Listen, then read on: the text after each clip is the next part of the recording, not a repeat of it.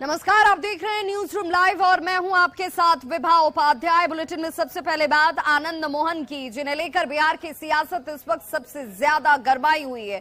सियासत इस पर खूब हाई है क्योंकि कोई इस पर सवाल उठा रहा है तो कोई ये कह रहा है कि कानून के तहत मिली सजा को आनंद मोहन ने पूरा किया और उसके बाद उनकी रिहाई संभव हो पा रही है। कानून में कोई तब्दीली उन्हें फेवर करने के लिए नहीं की गई है और ऐसे में बीजेपी ने सरकार को घेरा है। बीजेपी आनंद मोहन को मोहरा बता रही है। आनंद मोहन को बलि का बकरा बनाया क्या, बीजेपी का ये आरोप है। आनंद मोहन के बहाने दुर्दांत अपराधियों को छोड़ा जा रहा है, ये गंभीर सवाल इस वक्त।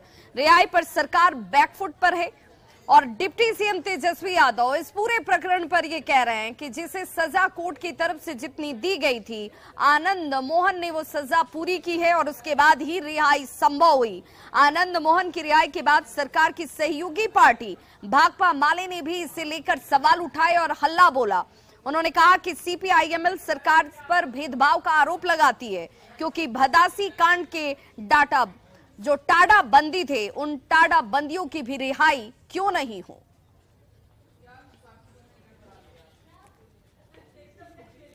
आनंद मोहन जी की रिहाई, वो बेचारे तो बलि के बकरा हैं, वो तो इतनी सजा भोगे हैं,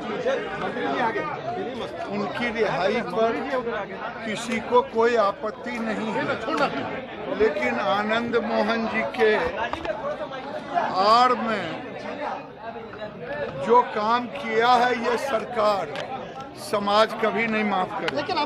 ये अपराधी, एक जमाना में लालू का राज था, अपराधियों की बदौलत 15 साल राज किया लालू ने, फिर वो लालू राज लौटकर बिहार के अंदर आ रहा है।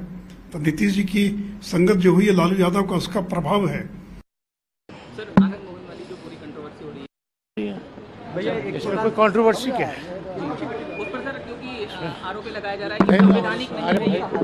अपना सजा जो है उन्होंने काटा है, जो लीगल तरीका है, कानूनी तरीका है, उससे वो रिहा हो अपने सजा काट के। कह रहे हैं कि 2016 में संशोधन किया था, दोबारा सरकार ने अपने पक्ष के लिए। सुशील मोदी जी तो मांग कर रहे थे कि छोड़ दीजिए छोड़ दीजिए।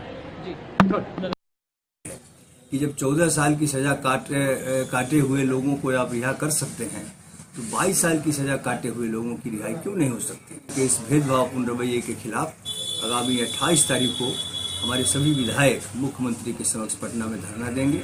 हम उम्मीद करते हैं कि सरकार जरूर इस पर ध्यान देगी और सरकार को हम इस आशय का पत्र भी लिखेंगे कि सभी बंदियों को जरूर रिहा करें।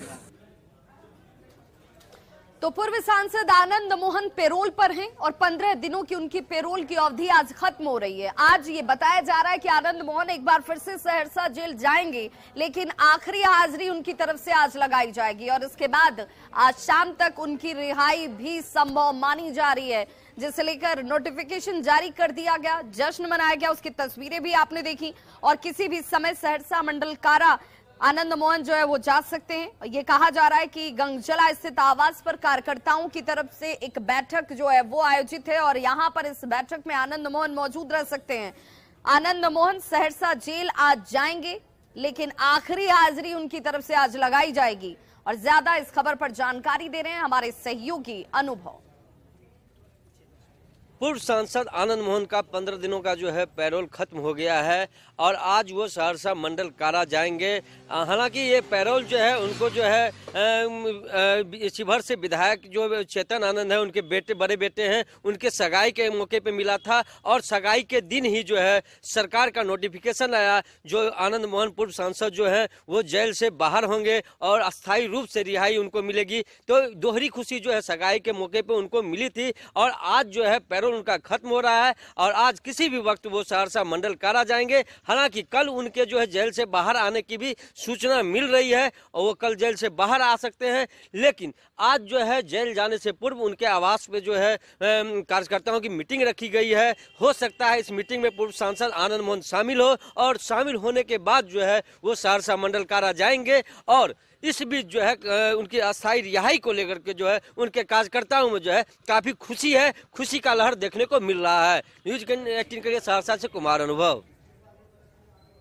तो आनंद मोहन की रिहाई को लेकर के बिहार की सियासत में इस वक्त खूब उबाल है। बिहार की सियासत में राजनीतिक दलों की अपनी अपनी प्रतिक्रियाएं जो है वो सामने आ रही हैं। महागठबंधन इस रिहाई के जहां पक्ष में इसका समर्थन कर रहा है, तो बीजेपी विपक्ष की भूमिका में इस रिहाई पर सवाल खड़े कर रही है। पप्पू यादव ने कहा कि जाति का रंग इस रिहाई को नहीं दिया जाना चाहिए, जबकि RLJPR की तरफ से इसे लेकर निशाना साधा गया। समाजवाद के साथ था, लेकिन आज बीजेपी के साथ है। राजनाथ सिंह के बाद आज सबसे ज्यादा जोगी के साथ अटैच हो चुका है। हर घटना का विरोध करना है। अब जैसे IAS लोग जिस तरीके से बात उठा दिए, मुझको तो समझ में नहीं आता। मैं IAS लोगों से पूछना चाहूंगा, इसके पहले कितने मर्डर हुए हैं? क्या एक ही मर्डर है? क्या अभी बक्सर के DM आत्महत्या कर लिए, उस पर कोई चर्चा हो रही है क्या? हाय तोबा नहीं मचाना चाहिए जाति के आधार पर, और हर चीजों का विरोध हो। अब बीजेपी वाले सूप बाजे तब बाजे चलनियों बाजे हैं, और शीशे के घर में रह के पत्थर फेंकते हैं। 47 वाले को टिकट देते हैं। अरे सिर्फ एक नाम की चर्चा क्यों कर रहे हैं? इनके आड़ में कितने लोगों को उन्होंने अपने चहेतों को छोड़ा है, जरा इसका भी तो बताइए। मुख्यमंत्री जी के सहयोगी जो हैं कितने बड़े दलित विरोधी रहे हैं। याद करिए 90 का दौर, कितनी हत्याएं हुआ करती थी दलितों की। आज दलित एसोसिएशन IAS का या पूरा IAS एसोसिएशन को एक तरह से वो गलत तमाचा मारा है उन्होंने। तो आनंद मोहन के ऊपर आरोप है 1994 में गोपालगंज के तत्कालीन जो जिलाधिकारी थे जी कृष्णैया, भीड़ को उकसाकर उनकी हत्या करवाने का, जिस मामले में उन्हें पहले फांसी की सजा दी जाती, उसके बाद इस सजा को तब्दील कर उम्र कैद में बदल दिया गया और अब उनकी रिहाई होने जा रही है। इसे लेकर के जहां पर प्रतिक्रियाएं सामने आई अलग अलग तरीके की, उस बीच आपको बताते चलें कि साल 1994 था जिस वक्त भीड़ ने मुजफ्फरपुर में जी कृष्णैया की हत्या कर दी थी। उस समय वो लालू यादव के गृह जिले गोपालगंज के DM थे। जी कृष्णैया आंध्र प्रदेश के महबूब नगर में एक भूमिहीन अनुसूचित जाति परिवार से आते थे। उनके पिता कूली थे। कृष्णैया ने भी कुछ दिन तक कूली का काम किया। काफी मेहनत के बाद जब वो DM बनते हैं तब जाकर पारिवारिक स्थिति जो है वो सुधरती है, लेकिन हत्या के बाद से एक बार फिर से जब आज रिहाई हो रही है तो परिवार इस पर भी सवाल खड़े कर रहा है। तो जी कृष्णैया आंध्र प्रदेश के महबूब नगर के रहने वाले एक भूमिहीन अनुसूचित जाति से आते जी कृष्णैया 1985 बैच के IAS अफसर थे। उनकी हत्या 1994 में की गई थी और आनंद मोहन के ऊपर यही आरोप है कि उनकी अगुवाई में भीड़ ने मुजफ्फरपुर में उनकी हत्या की।